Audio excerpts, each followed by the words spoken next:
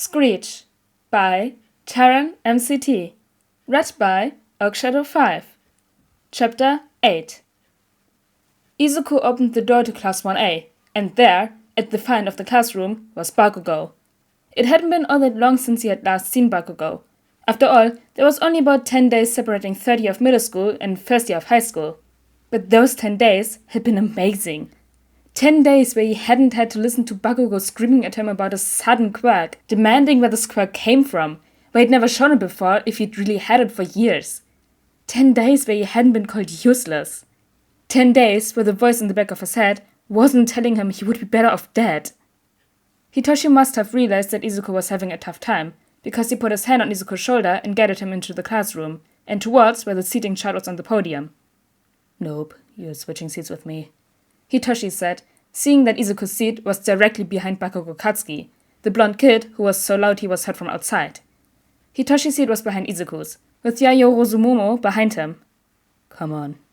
The two approached their desks, and the blue-haired boy Izuku remembered from the entrance exam, the one who had interrupted President Mike's explanation and was currently berating Bakugo for putting his feet on the desk, turned to them. "Hello, my name is Ida Tenya. It is nice to meet you."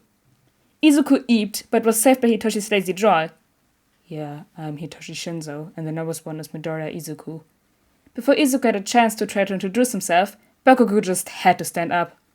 "Deku! What the fuck are you doing here? I told you not to show your face here!" he screamed. "Oh," Hitoshi drawled. "I don't think I like you much." "Hitoshi!" Izuku hissed in warning. "What? It's obvious he's a bully by the name-calling alone." He looked back at Bakugo. "My brother's name isn't Deku. There's a lot of names I'll allow someone to call him, but I will not allow anyone to call me useless. Understood?" "Deku doesn't have a brother!" Bakugo snarled at Hitoshi. "He does now," came Hitoshi's lazy reply. "Hitoshi, there's no need to play nice with fools like him," came a quiet voice. Hitoshi glanced at the speaker. "Oh, hey Shoto, glad to see we're in the same class." While still facing away from Bakugo, Hitoshi whispered to Izuku. "Go to your seat. Me and Shoto will distract him until Dad gets here." Izuku quickly followed his brother's advice, shooting them both a grateful look as the red and white-haired boy got closer and stood in between him and Bakugo. In the months Izuku had been living with Shota, Hisashi, and Hitoshi, he'd met only one of Hitoshi's friends, Todoroki Shoto. Since Hitoshi was adopted by a pair of pro heroes, he was considered a legacy child, and as such was allowed places where typically only pro heroes and their kids were allowed. Like the exclusive grocery store Hisashi liked to go for throat lozenges, and Shota's favorite jelly pouches. That was also the place he had met Shoto and his sister Fuyumi. The two had exchanged numbers and had been friends ever since. Almost 4 years now. Shoto had also met Izuku and knew some of his habits by now, and could see that the blonde kid was upsetting him.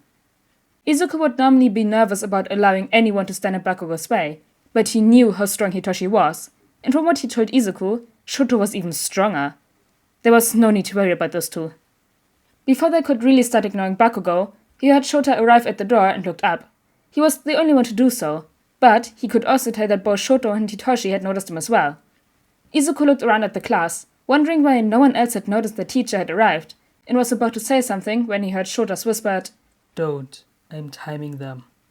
Izuku nodded and sat back in his seat, and just watched as Bakugo got more and more upset with Hitoshi and Shoto being in his way of assaulting Izuku, and the rest of the class being oblivious to Shota's arrival. 5 minutes after the bell had rung, Shota finally made a noise, and 2 of the students at the front of the class shrieked, catching the attention of the rest of the class. "With 3 exceptions, it took 5 minutes and 37 seconds for you lot to notice me." Shota pulled out a jelly pouch and slapped it up. "Unacceptable. I expect better from you tomorrow." Shota stood up and shed his yellow sleeping bag. "My name is Aizawa Shota, and I'll be your homeroom teacher for the next 3 years, assuming you last the next 3 years. He pulled out gym uniforms from behind the podium. "Put these on and meet me at the PE field." Hitoshi, Izuku, and Shoto were the first 3 to the field, knowing full well how much Shota would berate them if they took too long to get changed. The rest of the class, however, didn't know anything about their new teacher. Shota gave the class his best disappointed glare. "It took you almost 15 minutes to get here. That is unacceptable. From today on, you will be here within 5 minutes. Now, onto the reason we are out here. You kids have been doing this since junior high, right? physical fitness tests where you weren't allowed to use your quirks. The country still uses averages taken from results of students not using their quirks. It's not rational, especially for heroes in training. Midoriya, you got first place on the entrance exam. Shota looked at the nervous Izuku. In middle school, what was your score for a ball toss? Maybe 21 meters? Izuku was proud of himself for not stuttering. Then try doing it with your quirk. You can do whatever you want, so long as you stay in the circle. Give it all you've got. Izuku was sure, only Hitoshi could tell, that Shota's expression was encouraging. Everyone else would just see a blank stare. Izuku had gotten good at reading the underground pro. Izuku caught the ball Shota threw at him and got into the circle. Okay, anything goes. Izuku took a deep breath, but then seemed to catch himself and looked back at the students. You might want to cover your ears. Once he saw that they had, he gave them a small smile and then turned back to the field and took his deep breath again, before lightly tossing the ball and unleashing the most powerful Screech he felt was safe at the ball, blasting it across the field. Shota looked at his reader and raised an eyebrow. A moment later, the score 874.2 meters showed up, and Shota showed it to the class. Know your maximum first. That is the most rational way to form the foundation of a hero. So manly! Kirishima exclaimed while punching his fists together. I'm getting pumped up. Awesome! This looks like fun! Izuku had to turn away when he heard that comment from Ashido, as he knew he was going to start snickering if he so much as looked at either Shota or Hitoshi. And, sure enough, when Shota grinned and put an end to the excitement, he heard Hitoshi snicker. It looks fun, you say. So, you all were planning to spend your 3 years here having a good time while making friends. What happened to being a hero? Shota's tone and expression made the entire group fall silent. Alright then, new rule. Whoever gets the lowest score. Shota paused for the dramatic effect. Will be instantly expelled. What? But that's not fair! Uraraka complained, but that was instantly shut down by Shota, while Izuku did his best to ignore Hitoshi laughing. Unfair? Then what about natural disasters, massive accidents, or how about villain attacks? Shota's creepy grin was intensified as he lifted his hair out of his face.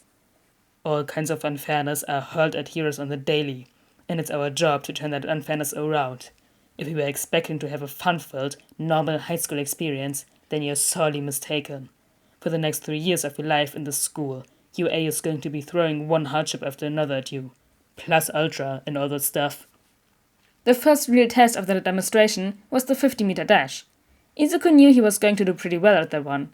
He might not be as fast as Keigo, but he was still a very fast bird. He got into the ready position next to Ida and spread his wings. As soon as the signal was given, he beat his wings and leapt. 2.89 seconds, chirped the reader, Ida getting 3.04 seconds. Izuku grinned as he walked back to Hitoshi. Beating a kid with literal engines in his legs, not bad. I just hope I can crack the 5-second mark this time. I'm usually around 6. Hitoshi said. When it was his turn, Hitoshi was up against Uraraka, who was using her quirk to remove the gravity on her clothes. The two got into position, and at that signal, Hitoshi darted forward. 5.92 seconds! Yes! Hitoshi cheered. Finally broke out of the 6-second range. He trotted over to Izuku, purposely not looking at his dad. He knew he was going to see a proud grin on his face if he were to look. The next test was the grip strength test. In this one, Hitoshi decided to use his quirk. With a little smirk and a gamble, he spoke. Hey, Izu. Yeah? Izuku's mind went blank. This wasn't the first time. He'd been under Hitoshi's quirk before. He had asked to experience it the first time they had a training session together, so he knew exactly what was happening and wasn't surprised at all when Hitoshi ordered him to grip the handheld device. He was however surprised when he got a score of 572 kilogram. Releasing Izuku from his control and showing Shota, who wrote the score down for both boys, Hitoshi grinned at Izuku. I read somewhere that owls have a grip that's like 10 times greater than a human's, and I wanted to test it out. I normally have around the mid-50s as my score. After the grip test was a standing long jump, and Izuku looked over at Shota and asked, since I can fly, is this one really necessary? I mean, the score is either cleared sandbox or didn't clear sandbox, right? Shota gave him a deadpan look, sighed, and then said, Yeah, you can skip this one. Shinzo, you take his place. Sure thing. Hey, Izu. Hitoshi raised an eyebrow in challenge. Izuku huffed out a little laugh. Sure, he replied, getting drawn onto his brother's quirk again. Take this test for me, would you? Izuku got into the starting position for the test and spread his wings. With a single beat of his wings, Izuku easily cleared the sandbox and glided back over to Hitoshi. Sensei! Ida shouted with an arm chop. He didn't take the test! You're sure about that? Shota challenged. Yes! Ida confirmed. Shinzo never even got near the sandbox. Ida, this is a quirk assessment test, not a physical assessment test. Shinzo used his quirk.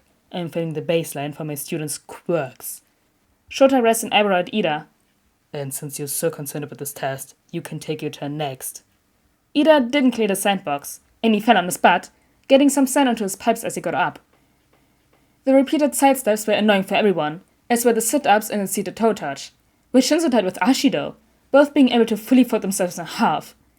For the long-distance run, Izuku kept up a lazy flight while keeping up with Yaoyorozu on her bicycle. When it came time for the rest of the class to do their bow throw, Izuku was sure Hitoshi was going to use him again, but this time he called for someone else. Uraraka, can you do me a solid? Sure. Her eyes went blank. Use your quirk on this ball, came the order. A score of infinity later, Hitoshi was leaning against his brother. Well, that was the last test. I know I didn't get first place, but I think I cracked the top 5. What about you? Well, Izuku hesitated. He knew Hitoshi didn't have a squirt gun on him, but as much as he wanted to say he didn't do too well, he knows he did better than Hitoshi did. Maybe also top 5?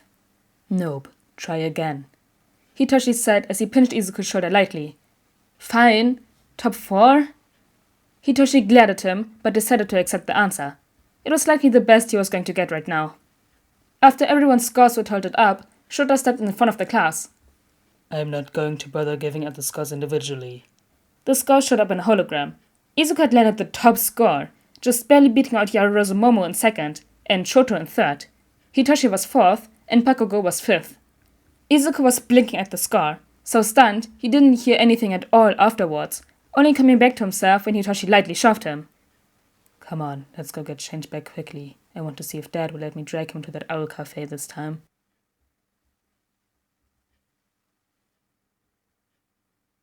Oh my gosh, the quirk assessment test was like so fun to read. I had to stop myself from laughing like several times.